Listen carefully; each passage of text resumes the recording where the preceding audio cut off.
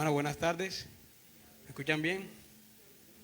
Okay. Entonces vamos a ponernos de pie y vamos a leer en Números capítulo 11. Números capítulo 11.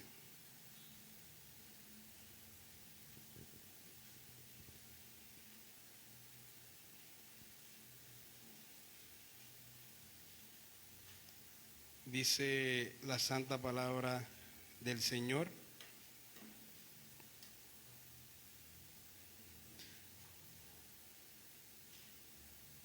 Aconteció que el pueblo se quejó a oídos de Jehová, y lo oyó Jehová, y ardió su ira, y se encendió en ellos fuego de Jehová, y consumió uno de los extremos del campamento.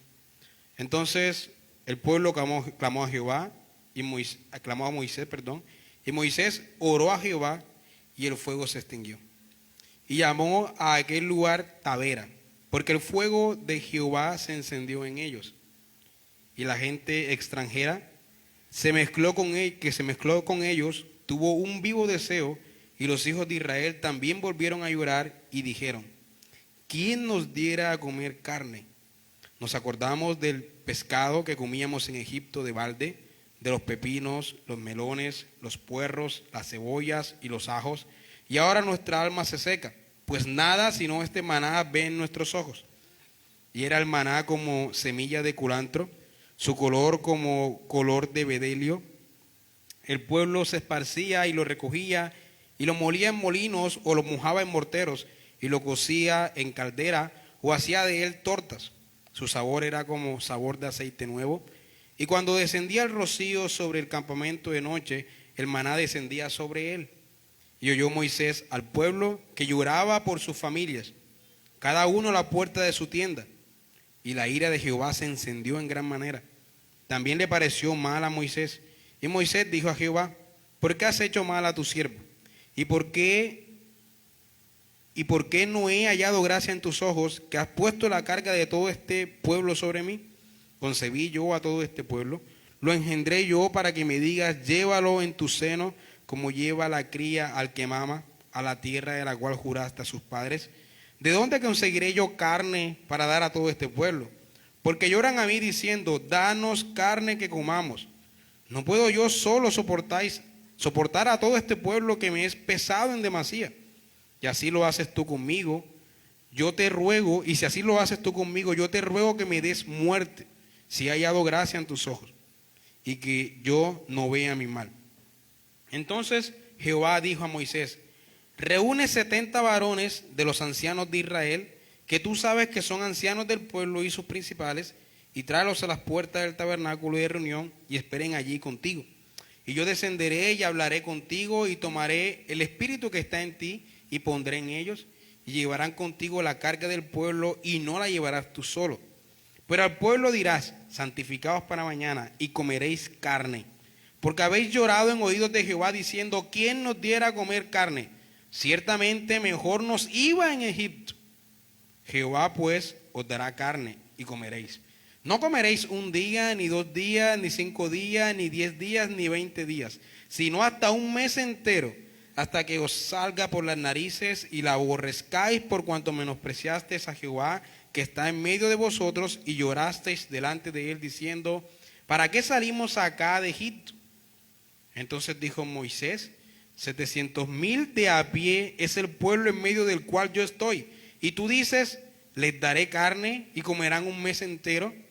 ¿Se degollarán para ellos ovejas y bueyes que les basten? ¿O se juntarán para ellos todos los peces del mar para que tengan abasto? Entonces Jehová respondió a Moisés: ¿acaso se ha cortado la mano de Jehová? Ahora verás si se cumple mi palabra o no. Y salió Moisés y dijo al pueblo las palabras de Jehová, y reunió a los 70 varones de los ancianos del pueblo, y los hizo estar alrededor del tabernáculo. Entonces Jehová descendió en la nube y le habló, y tomó del espíritu que estaba en él, y lo puso en los 70 varones ancianos, y cuando posó sobre ellos el espíritu, profetizaron y no cesaron. Y habían quedado en el campamento 2 varones, llamados el uno Eldad y el otro Medad, sobre los cuales también reposó el espíritu. Estaban estos entre los inscritos, pero no habían venido al tabernáculo, y profetizaron en el campamento. Y corrió un joven y dio aviso a Moisés y dijo: Eldad y Medad profetizan en el campamento. Entonces respondió Josué, hijo de Nun, ayudante de Moisés, uno de sus jóvenes, y dijo: Señor mío Moisés, impídelos. Y Moisés le respondió: ¿Tienes tú celo por mí? Ojalá todo el pueblo de Jehová fuese profeta, y que Jehová pusiera su espíritu sobre ellos. Y Moisés volvió al campamento, él y los ancianos de Israel, y vino un viento de Jehová y trajo codornices del mar y las dejó sobre el campamento, un día de camino a un lado y un día de camino al otro, alrededor del campamento, y casi 2 codos sobre la faz de la tierra. Entonces el pueblo estuvo levantado todo aquel día y toda la noche, y todo el día siguiente, y recogieron codornices. El que menos recogió 10 montones. Y la tendieron para sí a lo largo alrededor del campamento. Aún estaba la carne entre los dientes de ellos antes que fuese masticada, cuando la ira de Jehová se encendió en el pueblo, e hirió Jehová al pueblo con una plaga muy grande, y llamó el nombre de aquel lugar Kibrot Hataba, por cuanto allí sepultaron al pueblo codicioso. De Kibrot Hataba partió el pueblo a Hazerot y se quedó en Hazerot. Amén.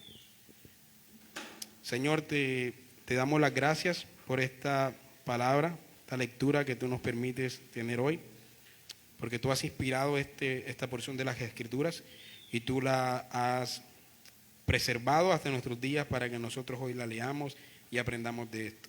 Por eso te pedimos que, siendo que esta es tu palabra, que tú nos hables a través de ella, Señor, en esta tarde. Habla nuestras vidas y edifícanos, exhórtanos, corrígenos, anímanos, Señor. Todo esto lo pedimos en el nombre de tu Hijo Jesucristo. Amén.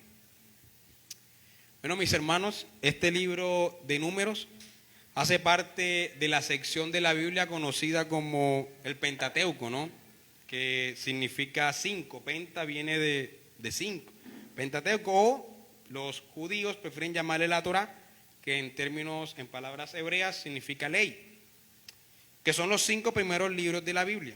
Así que Números, cuarto libro, tanto del Pentateuco como de nuestras Biblias en general, ¿no? Esta sección, conocida como el Pentateuco, fue escrita en su mayor parte por Moisés y fue dirigida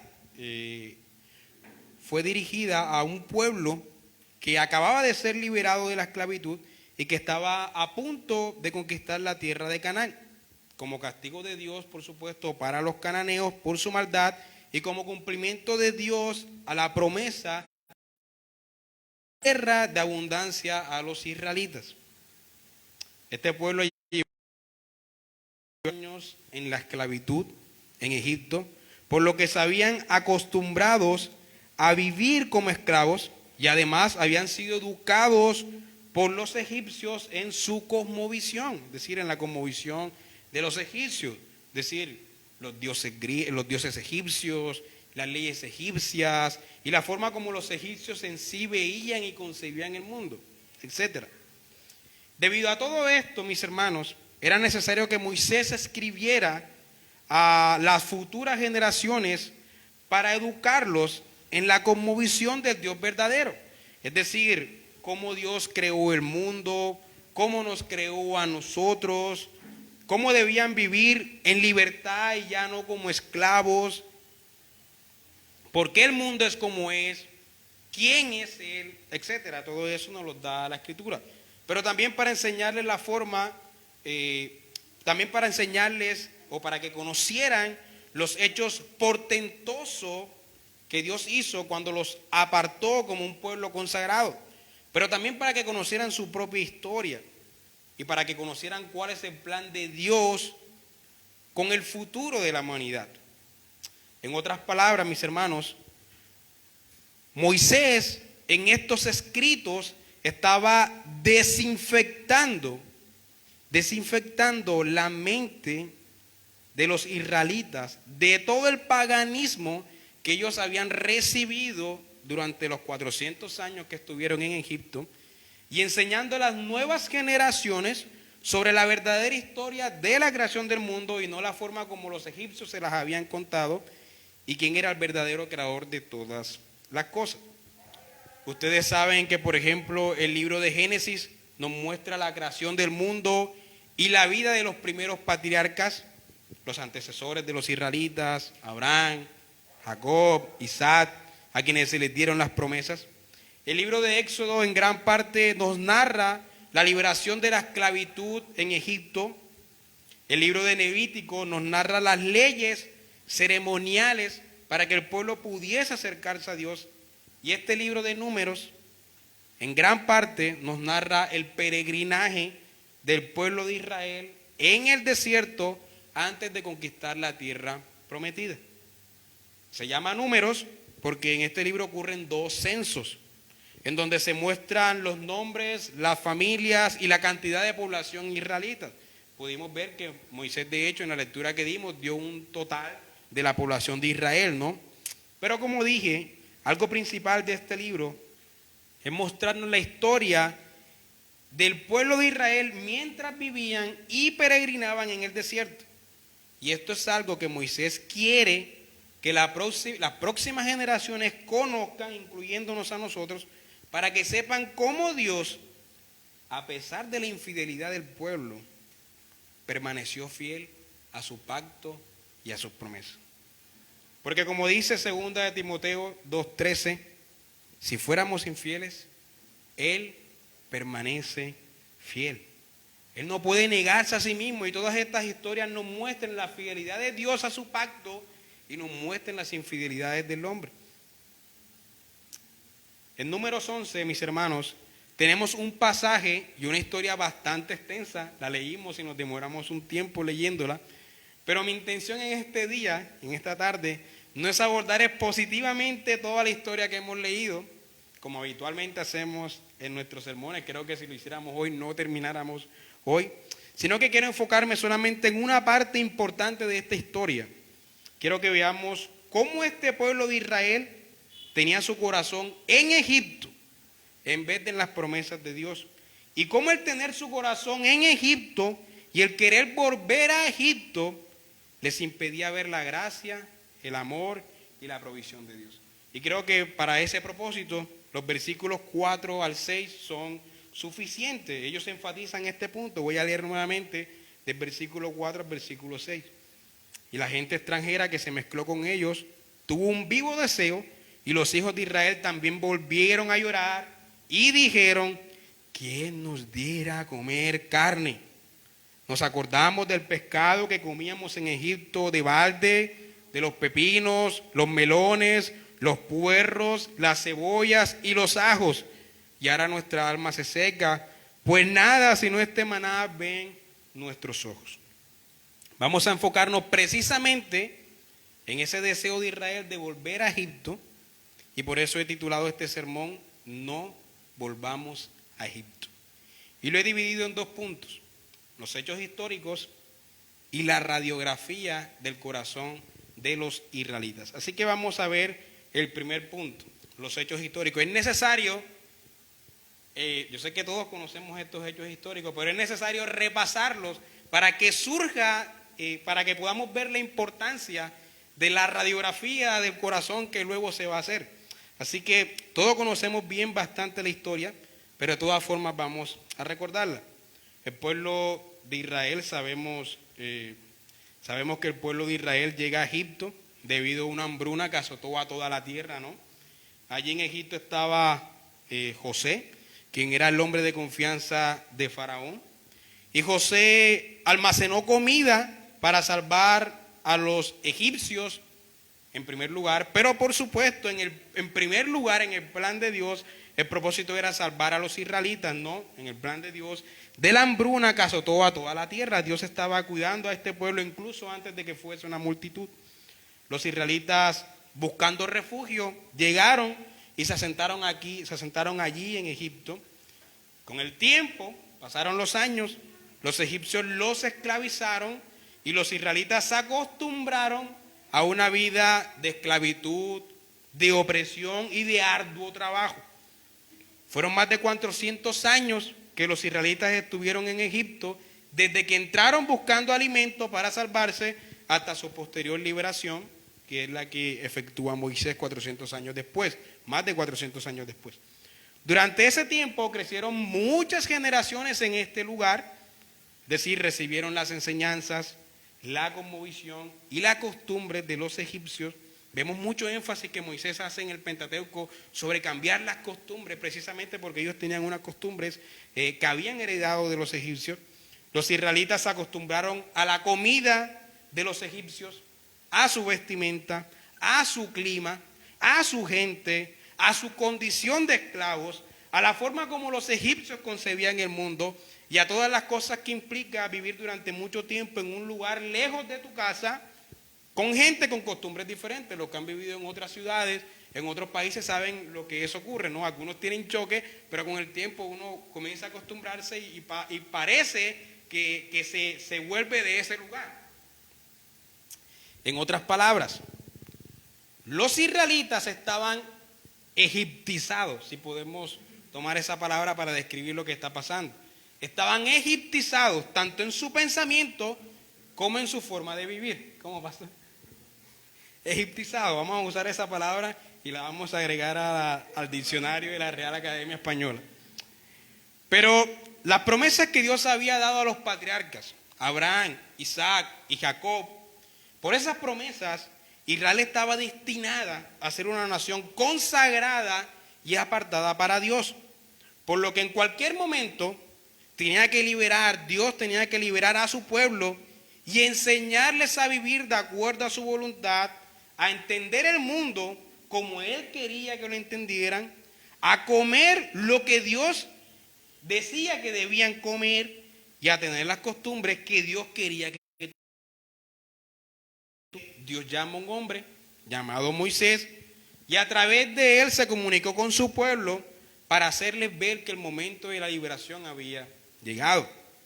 Ustedes saben la historia, el pueblo estaba dudoso sobre la liberación, ellos estaban acostumbrados a la esclavitud, estaban acostumbrados a vivir con los egipcios, pero aún así Dios libera a este pueblo con hechos portentosos. Dios les llama de la esclavitud a la libertad. Dios quita el yugo pesado de los egipcios para que les sirvan a Él. Todo esto lo hace con una manifestación de gran poder. Todo esto lo hace con hechos portentosos para que toda la humanidad y todas las naciones de alrededor sepan quién es el verdadero Dios y le teman. Conocemos la historia. Dios usa 10 plagas, ¿cierto?, contra los egipcios. Cada plaga era más fuerte que la anterior en poder. La última plaga trae la muerte sobre los primogénitos de los egipcios. Y entonces por fin Faraón deja ir a Israel. Entonces los egipcios van y persiguen a Israel, pero con otro hecho portentoso, Dios abre el mar para que los israelitas crucen. En el momento en que cruzan los egipcios, el mar nuevamente se cierra, los egipcios se inundan y de esa manera increíble Dios destruye al ejército del faraón. Así que tanto el nacimiento de Israel como su liberación, todo está siendo milagroso. En todo se está viendo en la mano y los hechos portentosos de Dios. Luego, con otra demostración de poder, Dios se comunica con el pueblo en el desierto. Los israelitas pasan a ser testigos de una temible manifestación de Dios en el monte. Son testigos del espectáculo de poder que ocurrió en el desierto, ¿no? De los relámpagos, de la nube y de todo lo demás que dice Hebreos que tenían miedo de ellos por todo ese gran poder que se manifestó en ese lugar. Así que ellos son testigos de todo este espectáculo de poder cuando Dios se comunicó con ellos y les entregó su ley en el Sinaí, en el monte Sinaí. La gloria de Dios fue manifestada en aquel lugar. Además, mis hermanos, durante su paso por el desierto, los israelitas fueron testigos de la provisión de Dios. Dios sostuvo a una inmensa multitud. Moisés dice, pero ¿cómo les voy a dar a 700,000 de comer carne, no? Imposible, en un desierto, ¿cómo? Bueno, Dios sostuvo en un desierto durante mucho tiempo a esta multitud, en un desierto frío e inhóspito. Durante el día Dios estaba con ellos como nube que les protegía del sol. Durante la noche estaba con ellos como nube de fuego que los protegía del frío. Era como que Dios estaba protegiéndole de todas las cosas. Querían una cola, Dios se la daba. Dios los cuidaba de todo. Además, durante todo este tiempo, Dios estaba proveyendo comida y agua a toda esa multitud en el desierto. La comida caía del cielo. El agua fluía de las rocas. Este pueblo estaba siendo testigo de la manifestación del poder de Dios y de la provisión amorosa y fiel de Dios para su pueblo en medio de condiciones imposibles para sobrevivir durante tanto tiempo como lo es en un desierto. Y hemos narrado todo esto y uno se queda maravillado, ¿no? El naturalista dirá, todo eso es mentira, pero nosotros decimos impresionante todo lo que ha ocurrido aquí. Pero mis hermanos, aún así, este pueblo todo el tiempo, día tras día, sin importar cuánta manifestación de poder Dios hacía, sin importar cuánta evidencia Dios daba sobre su poder, sobre su existencia, sobre su provisión, sin importar nada de esto, este pueblo todo el tiempo dudaba y estaba endurecido de corazón para ver la bondad, la misericordia y la provisión de Dios. Los lectores leen toda esta historia en estos libros y capítulo tras capítulo ven cómo este pueblo duda en todo momento de la bondad y de la provisión de Dios. De hecho, los lectores de estos libros pueden sentirse impacientes, ¿no?, con este pueblo al ver la terquedad y la dureza de corazón. Pues no sé si a ustedes les ha pasado, pero yo cuando leo esas historias me entra como un desespero y digo, pero impresionante, ¿no? Yo leo y pienso y digo, pero ¿cómo es posible que sigan siendo tan tercos y tan duros de corazón después de ver todos los hechos portentosos de los que han sido testigos? ¿Cómo es posible que a pesar de que Dios siga proveyendo y demostrándole su poder día tras día, ellos sigan dudando de la provisión y del poder de Dios capítulo a capítulo? Moisés hace ese énfasis que se vuelve hasta fastidioso. Eso es increíble. Pero eso es justamente, mi hermano, lo que Moisés quiere enseñar. Moisés quiere hacer ese énfasis. Él quiere que tú como lector te fastidies, te desesperes. Él quiere que los lectores vean que las misericordias de Dios son nuevas cada mañana, a pesar de nuestra terquedad.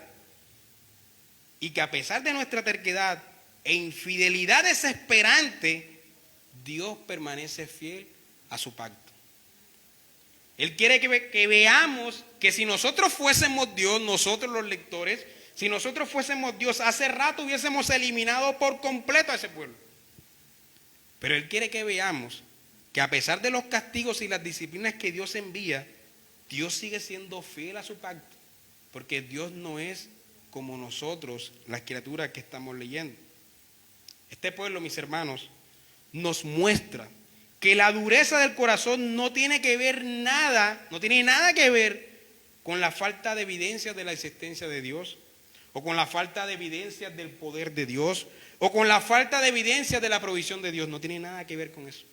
Este pueblo abundaba en todas estas evidencias y aún así seguían endurecidos en su corazón, porque esa dureza de corazón solamente puede ser eliminada por la obra del Espíritu Santo en nuestras vidas.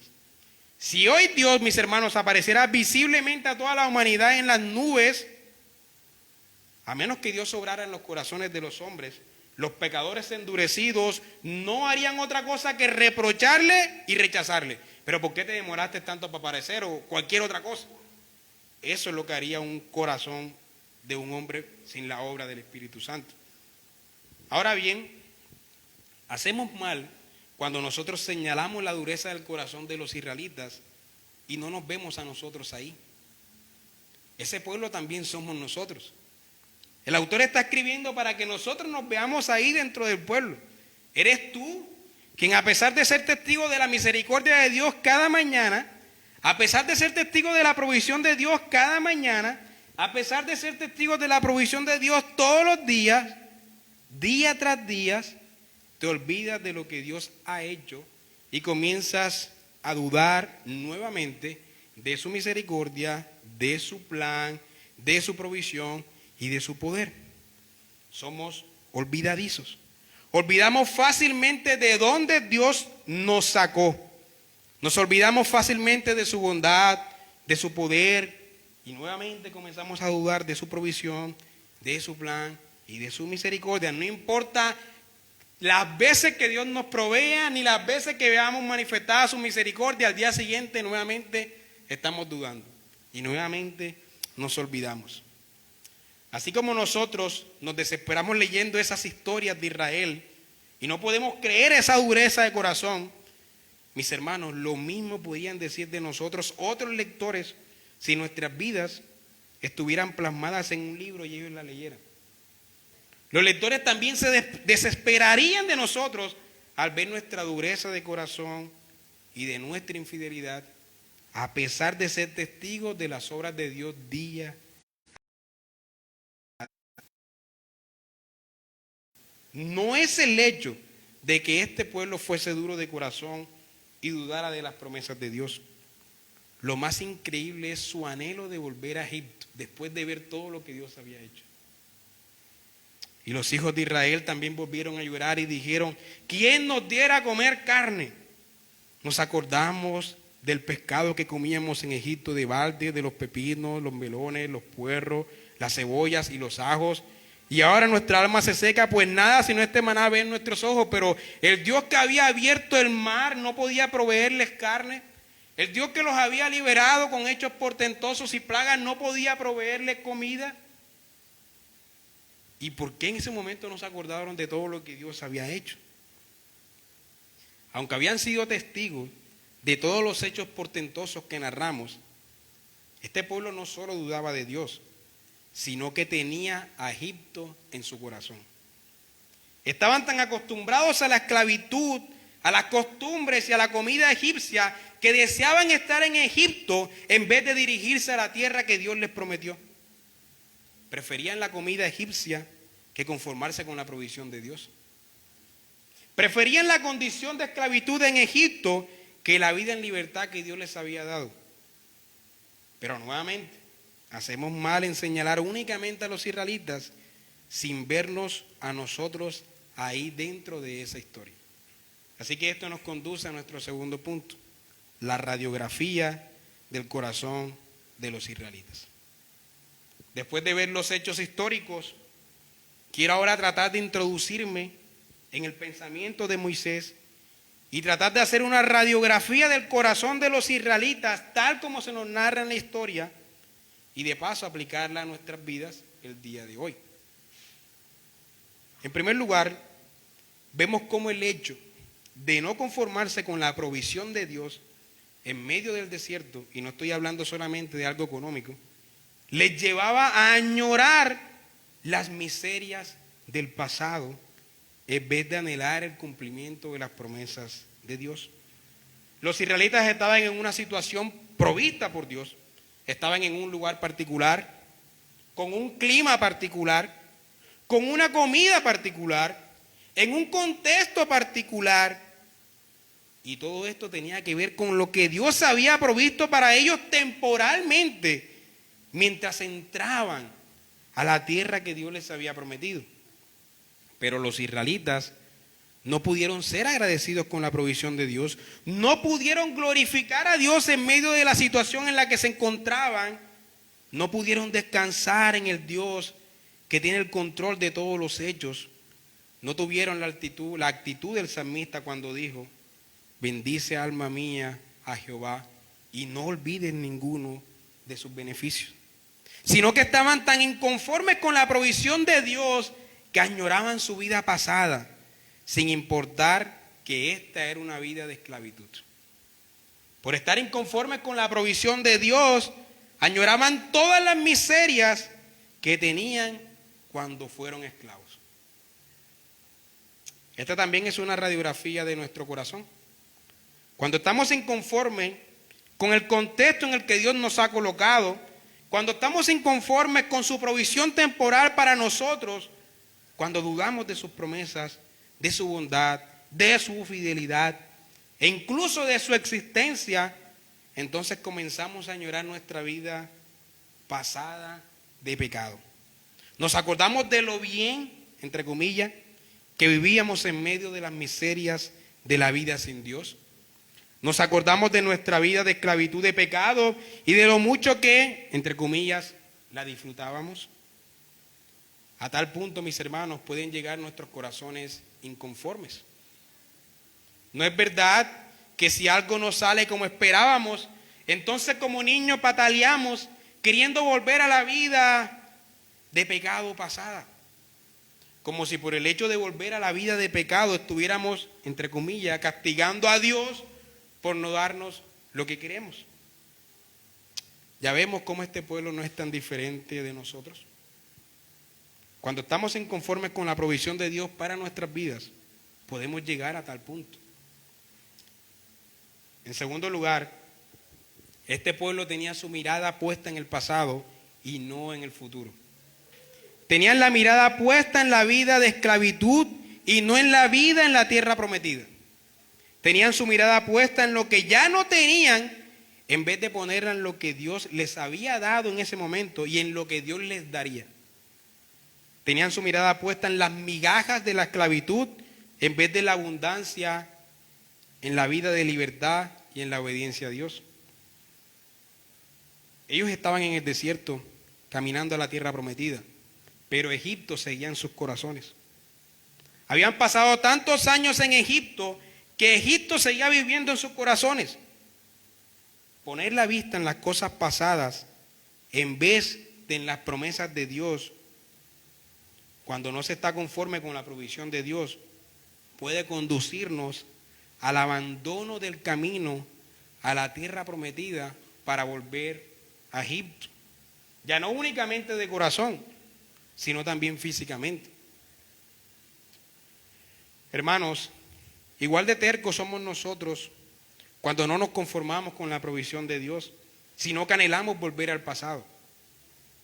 Una persona que esté inconforme con su situación de soltero puede anhelar volver a la esclavitud para no estar en esa condición. Una persona que está inconforme con la provisión económica de su trabajo honesto puede anhelar volver a su trabajo deshonesto. Una persona inconforme por no tener amigos puede anhelar volver al pasado para compincharse con malas amistades. Algunos se arrepienten por no poder hacer ciertas cosas que hubiesen hecho si no fueran creyentes.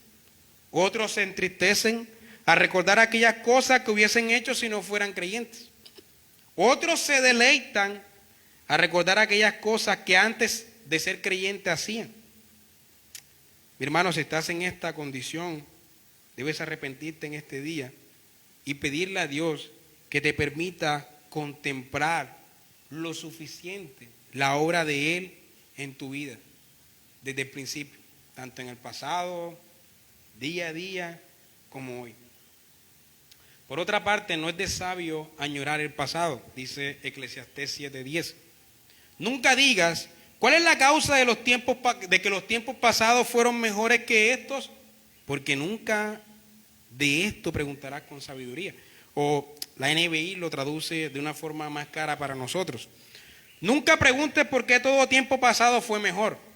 No es de sabio hacer tales preguntas.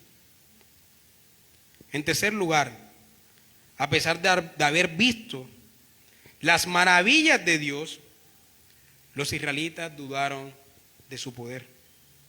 El querer volver a Egipto, el añorar la vida en esclavitud en Egipto, les impedía ver la gracia, el amor y la provisión de Dios en medio de su situación. Y por lo tanto, esto les conducía a olvidar las obras de Dios.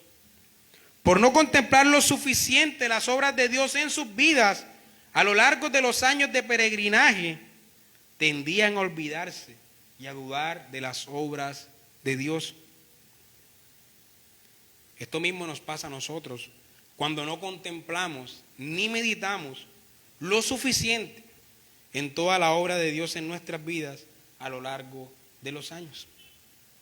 Y en cuarto lugar, el no sentirse como hijos les impedía pedir al Padre con humildad lo que querían. ¿Acaso si hubiesen pedido con humildad carne, Dios no los hubiese provisto carne?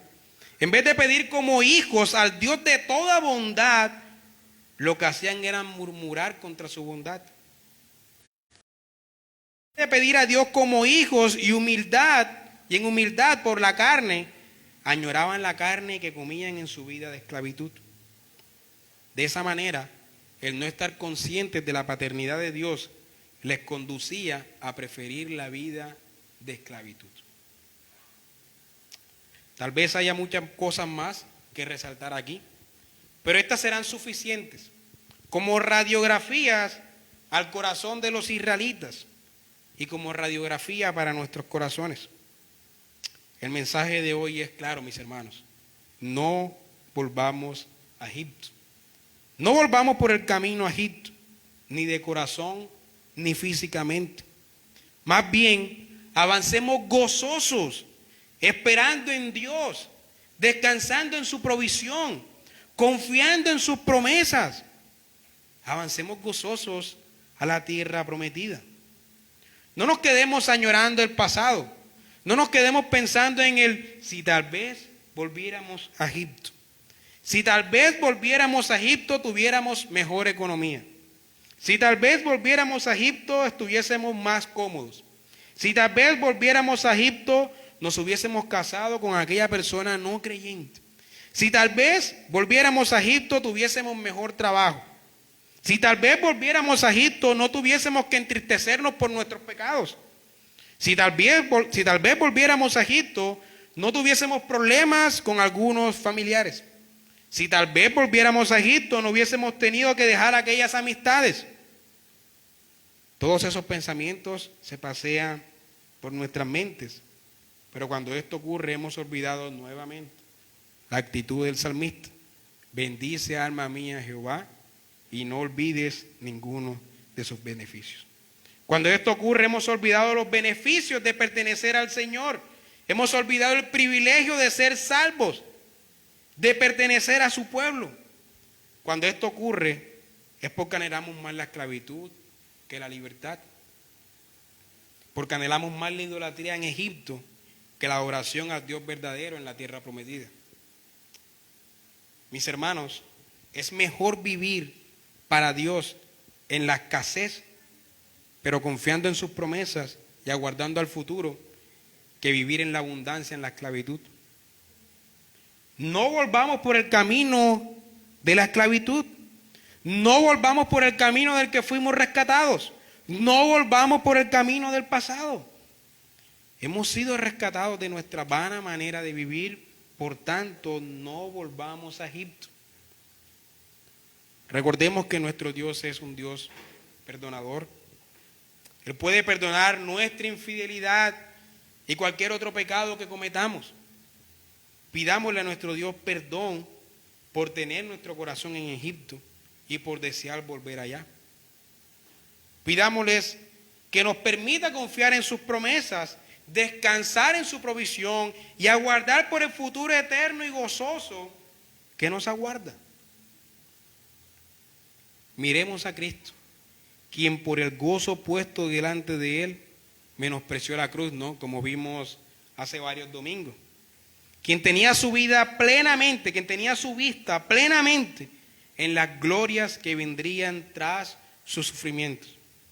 En vez de dudar de la bondad de Dios, miremos cómo en Cristo la bondad de Dios ha sido expresada en toda su magnitud para nosotros. Cristo ha ganado para nosotros la vida eterna como máxima expresión de la bondad y misericordia de Dios. Él ha sido enviado como provisión para cubrir nuestros pecados, para que nosotros no vivamos más una vida de esclavitud.